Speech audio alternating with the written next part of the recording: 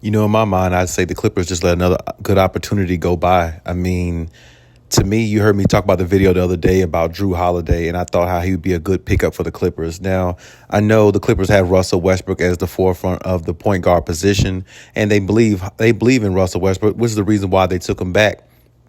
But at the same time, they believe in him really more so with limitations, more so than full speed, more so than everything in them. Because if that was the case, you wouldn't have heard reports about Malcolm Brogdon or other point guards that they might have looked at in this offseason that they were trying to acquire or at least put a word in for. And with that being said, of course, James Harden as well. But with that being said, why are they looking for another ball handler, somebody who can handle the ball in the point guard role when they got Russell Westbrook? They're doing that because they want more of an insurance plan of, just in case Russ has moments where he looks like he did on the Lakers, and looked, and have a lot of turnovers and have, miscues in games. They would have somebody on the back end who would kind of balance out the point guard position. And that's the reason why I think they were looking for a point guard. And precisely is the only reason why they were looking for a point guard or another point guard to have on that roster. But Jrue Holiday letting him go by was a big deal to me. You know what I'm saying? And probably to some in the Clippers nation as well, because he's one of those type guys. As I said, he plays defense. He's a good perimeter defender. He can knock down the three. And on top of that, he's a very good glue guy, good locker room guy, not a rah-rah guy. And like I said, he just brings good energy. And I could tell he brings good energy. He doesn't bring bad energy to teams.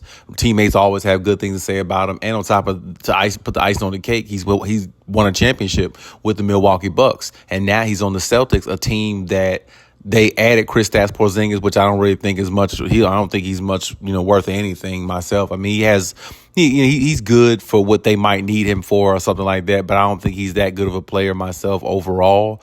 But you add him and you add somebody like, Jrue Holiday defense. I mean, it's going to make them a tougher out, even though they did let go of Marcus Morris and Robert Williams and players like that. It still might work out for the Celtics in a way where they might benefit from that. So with that being said, like the Clippers could have got somebody like Jrue Holiday who could have came into this offense the way the Clippers are set and the way they're built and come in and pretty much run the table. Because honestly, I think if the Clippers would have got Jrue Holiday, there's no reason for me to think that Russell Westbrook would have been the starting point guard for that long, because Jrue Holiday just, he commands the floor a lot better and you can trust him a lot more. You know what I'm saying? He's one of them point guards you feel like you can trust. He's not going to turn the ball over much. Plus, he can stretch the floor and shoot a lot better than Russ can. So it's like, with Russ, I personally think Russ would be way better, coming off with the second unit rather than the first. If hypothetically, if they had another point guard, which they don't, but hypothetically, if the Clippers had another point guard like a Jrue Holiday or somebody like that, I think, Russ, I could definitely see Ty Lue switching up the offense or the starting point guard position if they had somebody like him. Because like I said, when you got a point guard, you feel like you can trust a lot more, and he shows you by action, that he controls the game a lot better. And on defense, he gives you what Jrue Holiday gives you, and he can stretch the floor and knock down threes at close to a 40% clip somewhere in there. I mean, that's all you can ask for out of a point guard if he's not a superstar point guard. And Jrue Holiday is a star point guard in his own right. I wouldn't say a superstar, but he's definitely a star point guard in his own right. And I just think that that's an opportunity the Clippers let pass him by. And, the good thing for the Clippers now with the Celtics trading Malcolm Brogdon, I think him going to the Blazers along with Robert Williams the third. I mean, the Clippers got a really good chance of getting Malcolm Brogdon now. And I think that's maybe should be their focal point, and seeing what they can actually make out of that and see what can come of that. But I definitely think the Jrue Holiday, trade would have been great, ideal for the Clippers. I definitely think it would have put them over the top even more, because they would have gave them a lot more balance in that point guard position, and every other position they're pretty much stacked. So if they added more in that point guard position, and they still have an opportunity, like I said, Malcolm Brogdon is on the Blazers, I believe. So there is an opportunity for the Clippers to get him. But the Clippers just have to start understanding. You have to learn to get vital pieces that really can actually, put you in contention of being a championship caliber team multiple years, like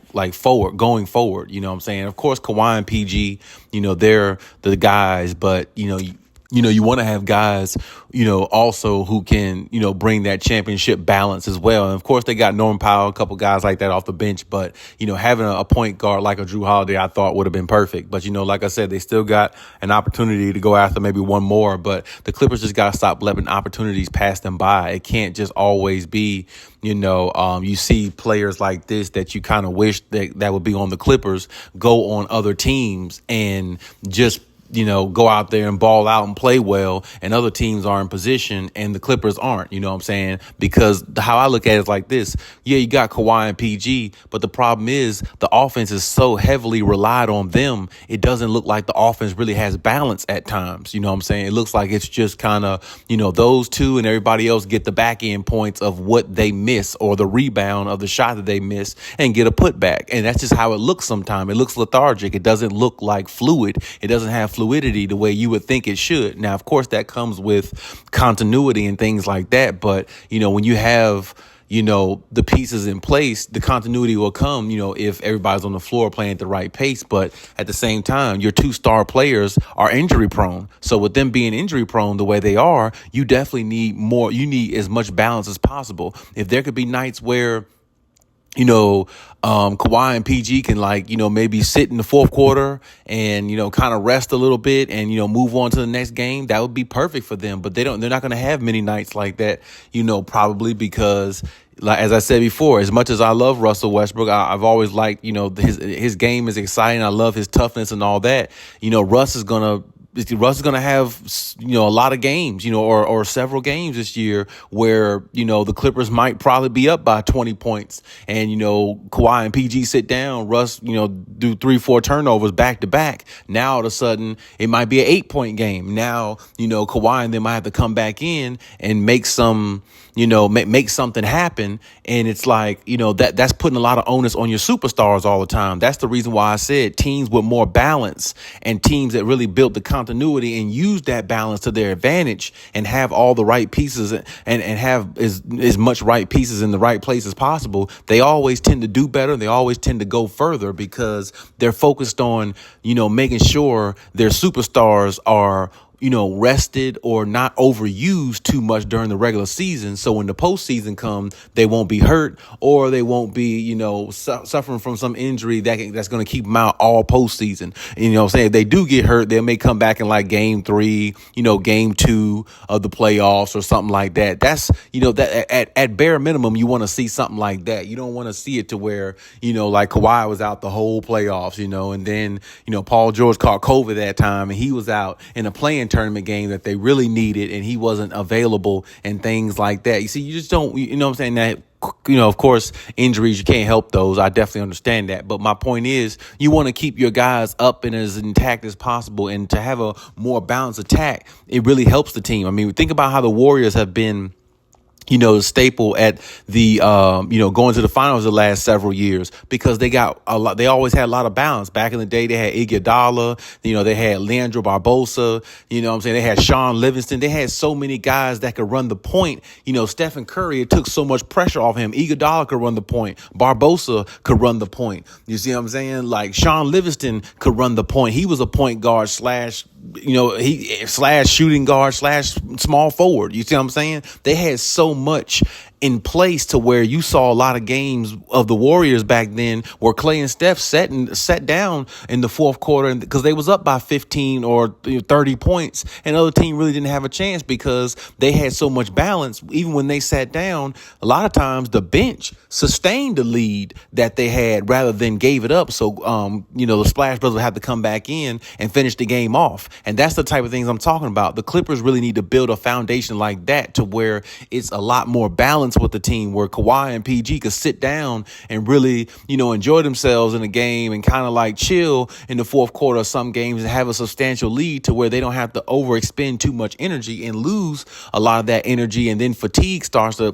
kick in. And then that's where injuries come and it follows all the way to the playoffs. And that's what it seems like the last few years with this team. So having that balance, you definitely need all the balancing pieces you got to have. And that extra point guard would definitely give them that balance, especially a point guard like a Jrue Holiday or somebody like that, because he would give them something that they need. Now, of course, that's over and done with because Jrue is a part of the Celtics. But this is my thing. The Clippers got to start making better decisions as an organization and make everything make sense if you really want to win a championship. But hey, that's my take on everything. Leave any comments, and we'll talk about it.